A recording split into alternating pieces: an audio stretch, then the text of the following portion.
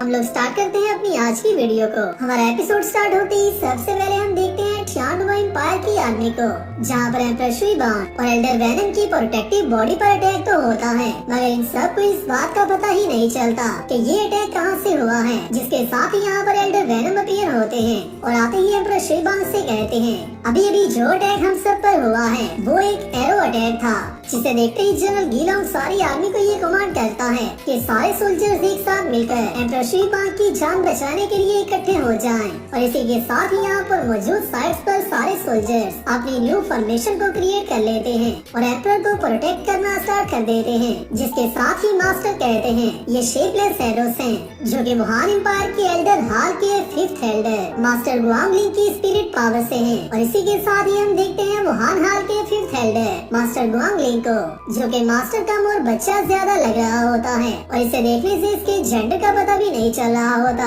Even कि ये देखने में एक लड़का लग रहा होता है, मगर इस कैरेक्टर की आवाज लड़कियों जैसी होती है, तो मैं इस बात से इसका पता नहीं लगा सका कि ये लड़का है या फिर लड़की। बट जैसे ही हम इसे देखते हैं तो ये कहता है हालांकि मेरे एरोस साउंड क्रिएट नहीं करते और इनकी कोई भी अपनी फॉर्म नहीं होती, मगर मुझे ऐसा लगता है कि मेरे एरोस ने काफी ज्यादा वाइब्रेशंस को क्रिएट किया था, जिसकी वजह से ये एल्डर वेनम अपनी प्रोटेक्टिव बॉडी का यूज करते हुए एम्परर पर हुए अटैक को डिफेंड कर पाया है। जिसके साथ ही हम देखते हैं 4th एल्डर को, जो कि गुआंगलिंग से कहता है यहाँ पर गेम्स को खेलना बंद कर दो और जल्दी से अपना मिशन कंप्लीट करो। जिसके साथ ही 3rd एल्डर उससे कहता है जल्दी से इन सब के एम्परर को बीट करो ताकि ये सब लोग ये वॉर हार जाएं। और इसी के साथ ही 5th एल्डर दोबारा से एम्परर शुई बांग पर अटैक करने के लिए उठ जाता है और जैसे ही दोबारा से एम्परर शुई बांग पर अटैक करने के लिए रेडी हो जाता है, अपनी 8 साउंड टेक्निक का भी यूज करता है, जिसका प्रेशर सच में काफी ज्यादा होता है। इवन के एल्डर वेनम भी यही कहते हैं कि इस कैरेक्टर का प्रेशर सच में काफी ज्यादा है।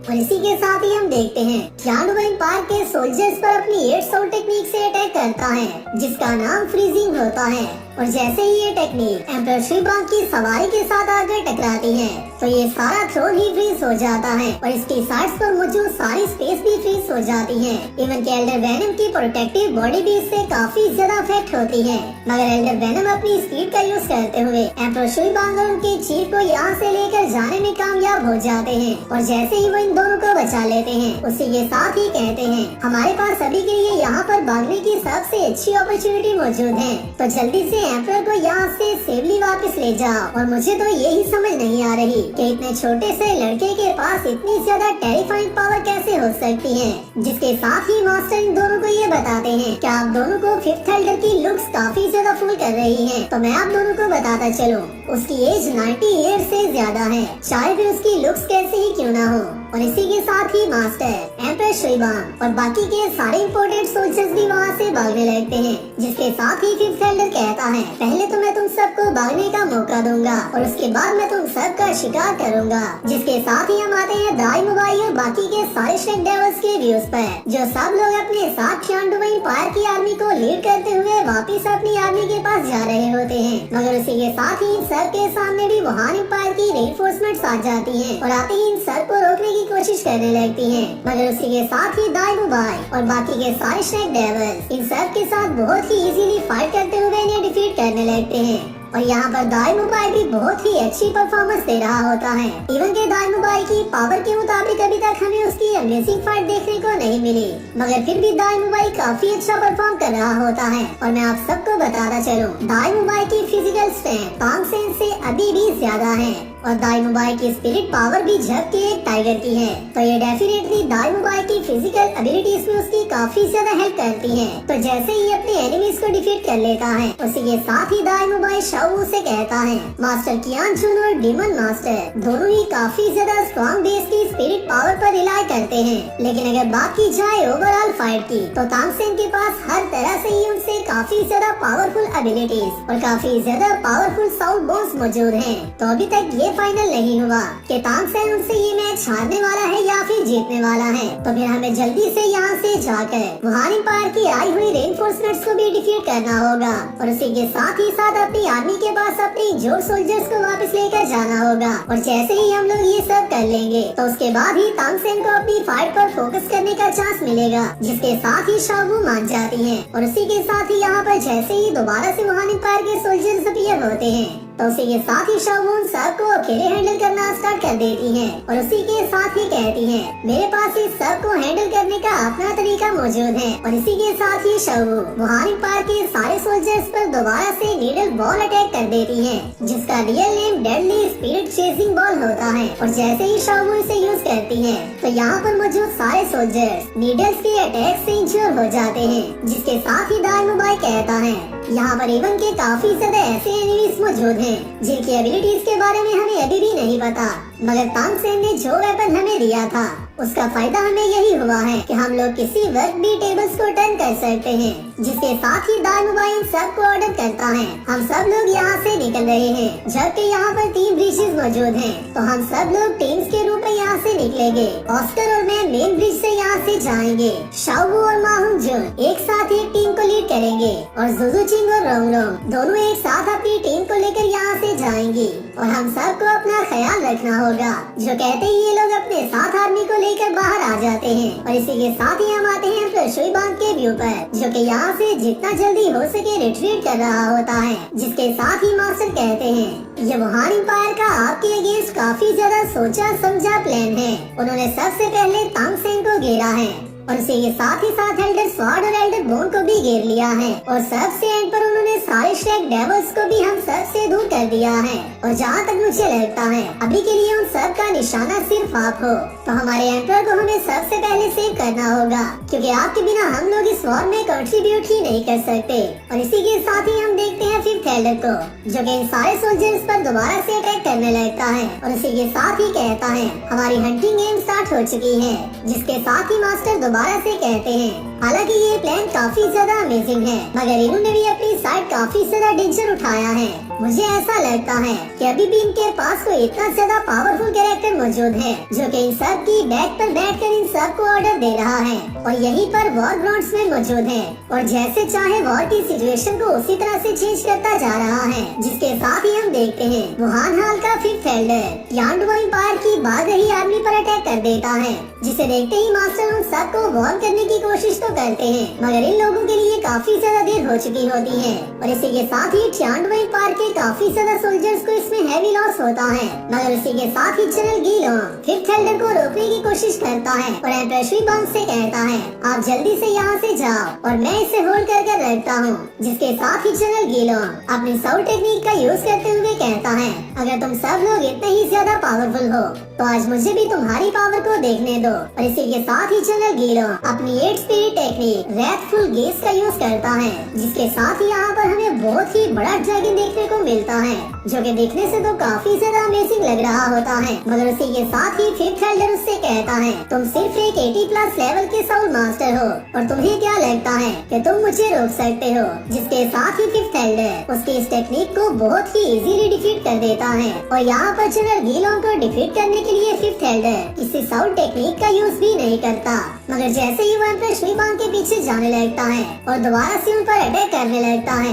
तो उसी के साथ ही हम एल्डर वेनम के अटैक को देखते हैं, जो कि फिफ्थ एल्डर को रोकने के लिए होता है। और इसी के साथ ही एल्डर वेनम फिफ्थ एल्डर से कहते हैं मास्टर दुआंगलिंग तुम्हारा अभी का ओपोनेंट मैं हूँ और तुम्हें मेरे साथ ही फाइट करना होगी। जिसके साथ ही हम आते हैं तांग सेन के व्यू पर, जो कि अभी भी इन दोनों ब्रदर्स के साथ फाइट कर रहा होता है और इसी के साथ ही कहता है हमारे ट्रूप्स अपने आप को डिफेंड करने में नाकाम रहे हैं और अभी के लिए हमारे मेन स्क्वाड की हालत भी काफी ज्यादा खराब हो चुकी है। इवन के शुई बांग की लाइफ भी काफी ज्यादा खतरे में है। अगर यही सब चलता रहा तो हमारे सारे सोल्जर्स ही कुछ ही देर में मर जाएंगे। जिसके साथ ही हम देखते हैं दोनों ब्रदर्स तांग सेन पर कंटिन्यूअसली अटैक कर रहे होते हैं, मगर तांग सेन इन दोनों के अटैक्स को डिफेंड करते हुए कहता है मुझे जल्दी से जल्दी इन दोनों ब्रदर्स को हैंडल करने का कोई ना कोई तरीका ढूंढना होगा। और इसी के साथ साथ तांग सेन ये सब सोचते हुए इन दोनों को बहुत ही इजीली डिफेंड कर रहा होता है। इवन के इनका कोई भी अटैक तांग सेन को टच भी नहीं कर रहा होता और तांग सेन इनके सारे अटैक्स को इजीली डॉज करता जा रहा होता है।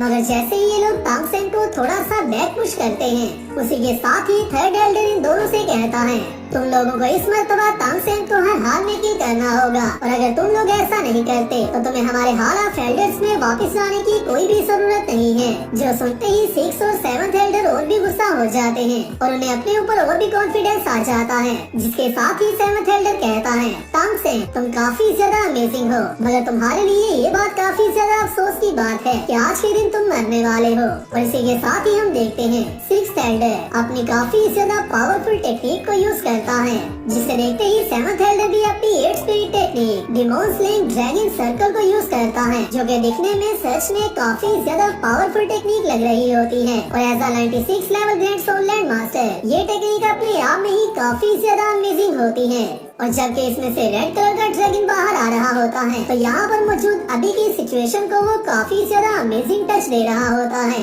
जिसके साथ ही हम देखते हैं जैसे ही तांग सेन इस ड्रैगन को डिफीट करने के लिए हवा में आता है, तो उसी के साथ ही 6th एल्डर अपनी 8th स्पिरिट टेक्निक क्यांजूस थ्रो का यूज करता है, जो कि बहुत ही बड़ी कॉइल स्टिक होती है, जो कि तांग सेन पर प्रेशर क्रिएट करना स्टार्ट कर देती है। और अभी के लिए तांग सेन अप साइड और डाउन साइड दोनों साइड से फंस चुका होता है। जिसके साथ ही तांग सेन कहता है, इन दोनों ब्रदर्स का एक साथ मिलकर काम करना सच में काफी ज्यादा अमेजिंग है। अभी के लिए मैं यहाँ से पीछे भी नहीं जा सकता, तो फिर मुझे इस अटैक को काउंटर ही करना होगा। जिसके साथ ही तांग सेन अपने लेफ्ट हैंड की spirit bone technique giant app की डेथ फिस्ट का यूज करता है, और उसी के साथ ही साथ राइट हैंड की spirit bone technique blue bull Python world destroying lightning का यूज करता है। जिसे देखते ही 3rd एल्डर कहता है, मैंने ऐसा कभी भी नहीं था सोचा कि आंचुन और डिमोन मास्टर की 8th स्पिरिट टेक्निक को काउंटर करने के लिए उनका सामना करेगा। यह लड़का अपनी मौत को खुद ही अपने पास बुला रहा है। और इसी के साथ ही हम आते हैं तांग सेन के व्यू पर, जो कि इन दोनों टेक्निक्स में काफी ज्यादा स्ट्रगल कर रहा होता है।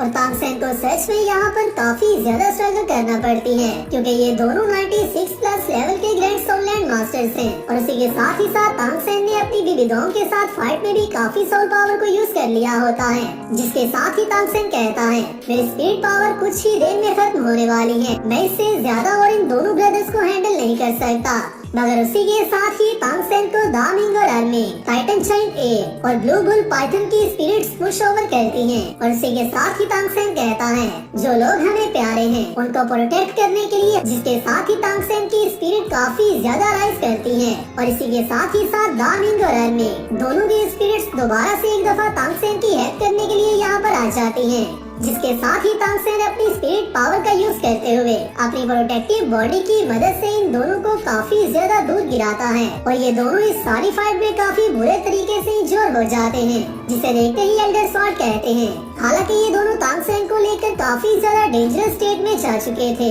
मगर तांग सेन ने इन दोनों को बहुत ही अच्छा काउंटर अटैक किया है। और मैंने ऐसा कभी भी नहीं था सोचा कि तांग सेन इतना अमेजिंग काउंटर कर सकता है। और सबसे अमेजिंग बात तो ये है कि तांग सेन ने इन दोनों की स्पिरिट टेक्निक्स को काउंटर करने के लिए स्पिरिट बोन्स का यूज किया है। तांग सेन की स्ट्रेंथ सच में काफी ज्यादा अमेजिंग हो चुकी है, मगर उसी के साथ ही साथ इस सब की वजह से तांग सेन की स्पिरिट पावर काफी ज्यादा एग्जॉस्ट हो चुकी होगी, क्योंकि 100,000 ईयर्स की साउथ बोन्स को यूज करना काफी ज्यादा एग्जॉस्ट करता है। जिसके साथ ही हम देखते हैं तांग सेन और 6th और 7th एल्डर को, और ये तीनों ही अपने पाँव पर जैसे ही खड़ा होने लगते हैं, उसी के साथ ही तांग सेन अपने तांग स्टैंड के हिडन वेपन को बाहर निकाल लेता है। और उसी के साथ ही दोनों से कहता है, मेरा रियल काउंटर अटैक तो अभी तक बाकी है। जिसे देखते ही 6th एल्डर कहता है, ये आखिरकार कौन सा मिस्टीरियस वेपन है। और इसी के साथ ही 7th एल्डर उसे ये सब रोकने का कहता है। जिसके साथ ही 6th एल्डर अपनी 9th स्पिरिट टेक्निक का यूज करने लगता है, मगर उसी के साथ ही तांग सेन उससे कहता है, तुम लोगों के पास स्पिरिट टेक्निक को यूज करने का टाइम ही नहीं बचा। और इसी के साथ ही तांग सेन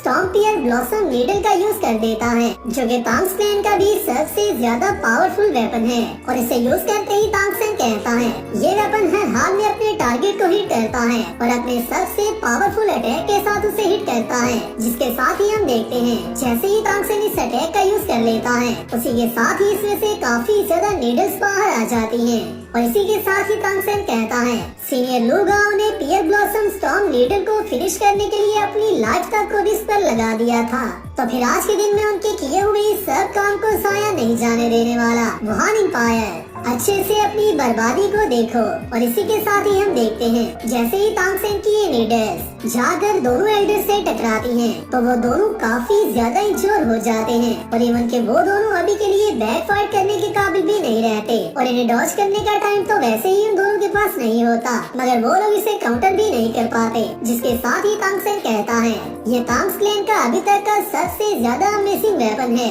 जिसके सामने तुम्हारे एल्डर्स कुछ भी नहीं है। और इसी के साथ ही हम देखते हैं दोनों एल्डर्स यहाँ पर सच में ही बेहोश हो चुके होते हैं, जिसके साथ ही इन स्टोन नीडल्स में से स्पिरिट निकलना बाहर आ जाती है और ये स्पिरिट नो डाउट सीनियर लो गांव की स्पिरिट होती है, जिसने कि अपना काम मुकम्मल कर लिया होता है। जिसके साथ ही वॉर ग्राउंड में मौजूद हर इंसान ही काफी ज्यादा शॉक रह जाता है, क्योंकि तांग सेन ने एक ही टाइम पर 6th और 7th एल्डर को एक साथ डिफीट कर दिया होता है। और इसी के साथ ही हमारा ये पार्ट यहाँ पर कंप्लीट होता है। वीडियो आपको कैसी लगी है मुझे नीचे कमेंट्स में बताना और नेक्स्ट आने वाली वीडियो के लिए चैनल को सब्सक्राइब कर लेना। मैं मिलता हूँ आप सबसे नेक्स्ट वीडियो में, तब तक अपना और अपने प्यारों का ख्याल रखियो।